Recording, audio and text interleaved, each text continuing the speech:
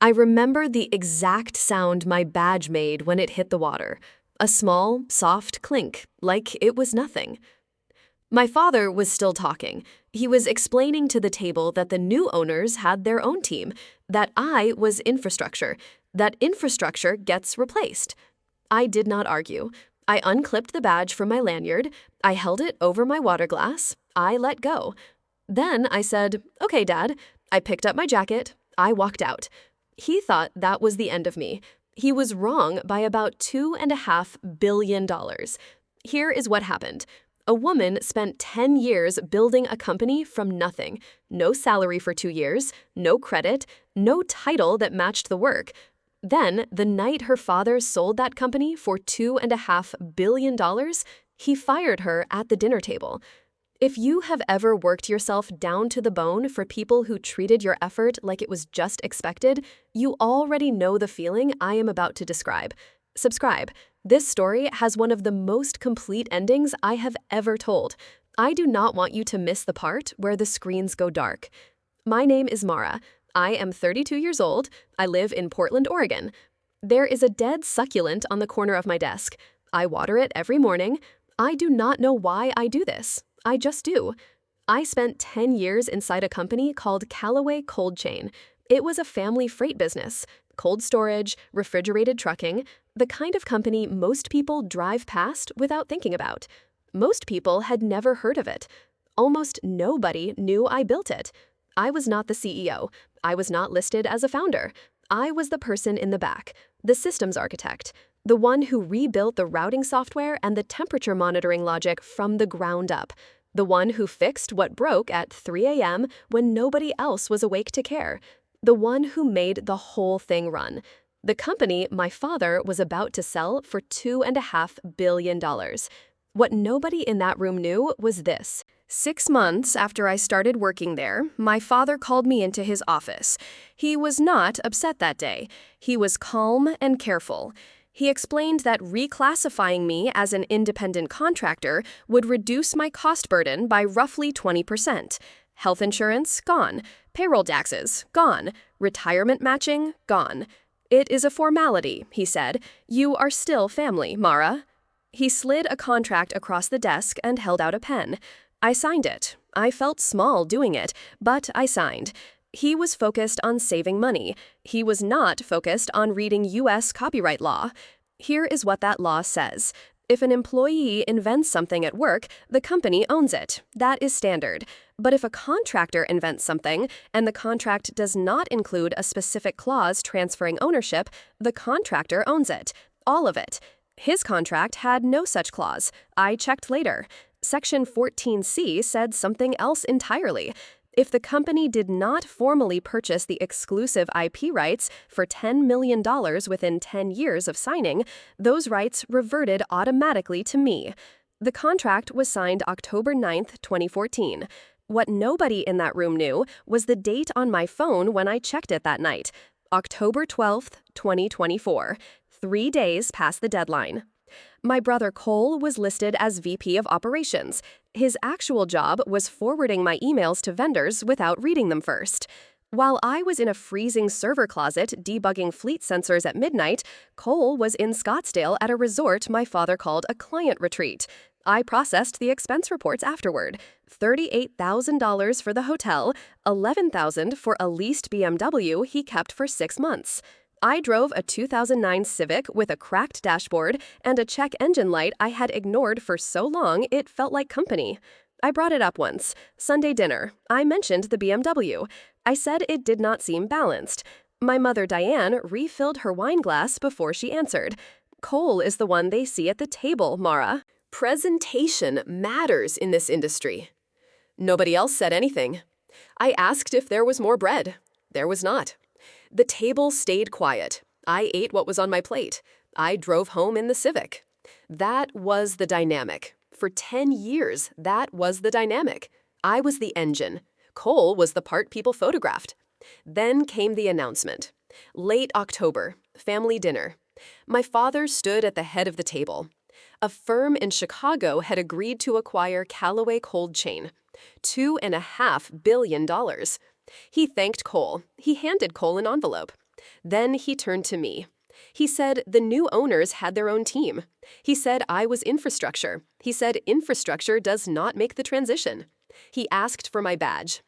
My jaw stayed tight the entire time he was speaking. I unclipped the badge. I held it over my water glass. I let it go. Okay, Dad. I picked up my jacket. I walked to the driveway. I sat in the Civic. The rain was loud on the roof. I was not sad. I was remembering a cardboard box on the top shelf of my closet, written in black marker. Contracts 2014. I need to pause here. Has anyone ever treated your work like it was invisible? Like what you built did not count because it did not look the way they expected? Tell me in the comments. I drove home. I made tea. I did not drink it. I pulled the box down from the closet shelf and opened a manila folder. I turned to section 14C. I read the reversion clause twice. Then I checked the dates. 3 days. I sat on the hallway floor. I gave myself 5 minutes to feel 10 years, the missed holidays, the Christmases spent fixing firewall issues while her family opened gifts, the meetings where I suggested something and nobody wrote it down until Cole said it 2 minutes later. 5 minutes. Then I stood up. I opened my laptop. I had maintained a private mirror of the company's code repository since 2016. My father had refused to fund a real disaster recovery system, so I paid for the cloud storage myself. I pulled up the commit history. Every major update, every foundational module, every critical patch. Same username. Every time. Mine. I searched for Cole. 0 commits. The only record of my brother in the entire system was a 47-gigabyte console game download. He pulled it through the executive floor guest network on a Wednesday afternoon. I checked the timestamp. I had been rewriting the temperature alert logic that same day. I hit print. I let the machine run. Then I went to my closet. I had a charcoal blazer I bought 3 years ago. I bought it for a promotion that never came. I put it on and looked in the mirror. I stood there for a long moment. My hands were still. My face was still. But something in my chest was asking if I was making a mistake, if this was too much, if I should put the blazer back and let the lawyers handle it quietly. I kept it on. I picked up the folder. I walked out. They had no idea what was coming. The Oregon Convention Center glowed amber through the rain, glass and steel against a black sky. Inside, the celebration was already moving. Investors, journalists, ice in crystal glasses. My father near the center of the room, with a drink in his hand, laughing at something that was probably not that funny. My mother beside him, in a silver gown, accepting compliments with a practiced nod. Cole was at the bar. He was telling a journalist about his strategic vision. I could see him gesturing, using words I had used in meetings, wearing them like they fit. I found the AV booth near the side of the stage. I set a $100 bill on the console. I told the technician my father wanted a last-minute visual added before the signing, a tribute to the team. I handed him a USB drive. He looked at the bill. He looked at me. He nodded. I walked back to the floor. I found a column. I stood beside it and waited. The room smelled like roasted lamb and expensive cologne. My shoes were slightly damped from the parking lot. I looked at the floor tiles and breathed at a normal pace. My father took the stage. He talked about legacy. He talked about what it means to build something from nothing. Every word landed flat in my chest. He lifted the pen. He signed. The room applauded. I looked toward the booth. The technician looked at me. I gave one small nod. The screens went dark. Then they came back. The contractor agreement on the center screen. Section 14C highlighted in red. Every word of the reversion clause visible from the back of the room. The left screen showed the Git commit logs, 10 years of updates, my username repeated hundreds of times, authorship confirmed at 99.8%. The right screen showed the cease and desist notice, addressed to Callaway Cold Chain, addressed to its acquiring party. The room did not make a sound for 2 full seconds. The lead representative from the Chicago firm turned to my father. His voice was flat. What exactly are we looking at?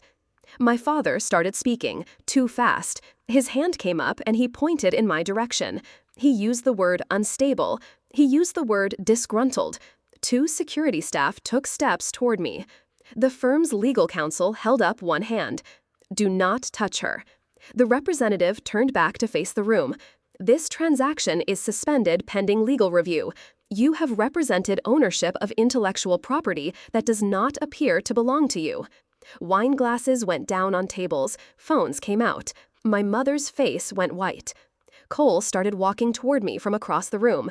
He got about halfway. He looked at my face. He stopped. He turned around. He walked back to the bar. He picked up his glass. He did not say anything. That was the whole conversation. I left before the lawyers finished their first exchange. I walked through the lobby, through the glass doors, into the wet Portland night. My chest was not pounding. My hands were steady. 3 months later, the suits arrived. The IP ownership question collapsed the valuation. Everything my father had used as collateral was pulled. The house, the accounts, the estate my mother had arranged and rearranged for 15 years. When the assets were auctioned in the bankruptcy proceeding, I bought the core software portfolio. I had the code. It was already mine. I rebuilt the company as Callaway Systems. I gave equity shares to the warehouse workers and the dispatch team, the people who had stayed, the people my father had never once mentioned in a toast. I built it the way I always would have. I still water the dead plant every morning. I do not know if it is habit or something else. I have stopped trying to figure it out. Here is what I know. I was not difficult. I was not ungrateful. I was not too much. I was simply the only person in that building who knew how everything worked. And the most expensive mistake you can make in business is forgetting to read the contract you wrote yourself. Tell me something. If this had been you, would you have done the same thing? Or would you have given them one more chance? Drop it in the comments. And if you know someone who needs to hear this story right now, send it to them. They will know why. If this story gave you that feeling, that specific satisfaction of watching the truth finally land exactly where it belongs, subscribe, because I have more.